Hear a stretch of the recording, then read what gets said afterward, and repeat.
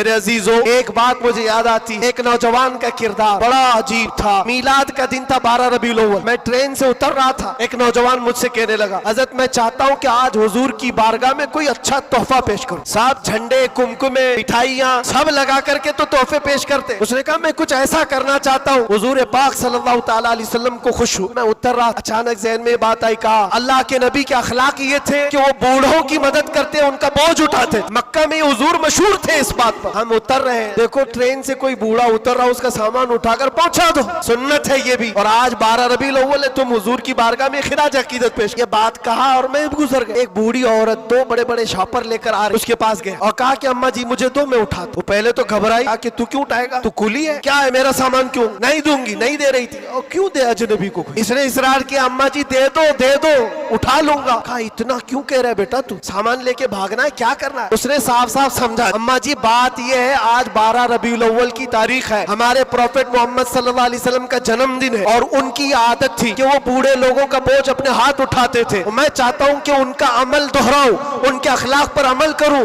اور میں ان کی روح کو خوش کروں۔ بوڑھی کے دل میں بات، کہا لے لے بیٹا، تو تیرے نبی کی بات کر رہا ہے، تمہارا کوئی تہوار کا دن ہے، یہ کرنا ہے تو کرو۔ وہ شاپ پر لے کر کے گیا، اس کو جہاں تک پہنچانا تھا پہنچایا۔ یہ بات آئی گئی گزر گئی، ہم بھی تو سوچتے ہیں کہ چھوٹی سی بات، 6 مہینے گزر جانے کے بعد اس نوجوان نے مجھ سے کہا کہ حضرت وہ بوڑھی عورت جس کا میں سامان اٹھایا وہ ابھی رابطے میں، کانٹیکٹ میں، ابھی آئی اور کہہ رہی ہے کہ بیٹا 6 مہینے گزر گئے، اب تک میں تیرے نبی کا بایو ڈاٹا ہی پڑھ رہی ہوں، اب تک میں ان کے اخلاق ہی پڑھ رہی ہوں۔ کیوں؟ کہا تیرے اس عمل نے مجھے اتنا متاثر کہ اس زمانے کا کوئی جوان، ارے میرے بیٹے میرے پوتے نہیں آئے مجھے لینے، کسی اور کا بیٹا میرا سامان اٹھا رہا ہے، اس کے اندر اتنا اثر کہاں سے آیا؟ اور جب تو نے بتایا یہ تیرے نبی کے عمل ہے، میں نے سوچا کہ اس نبی کو کیوں نہ پڑھوں، پڑھتے پڑھتے میں اس مقام پر پہنچ گئی، بتاؤ تیرا نبی کہاں ہے، میں بھی جاؤں غلامی میں شامل ہو جاؤں۔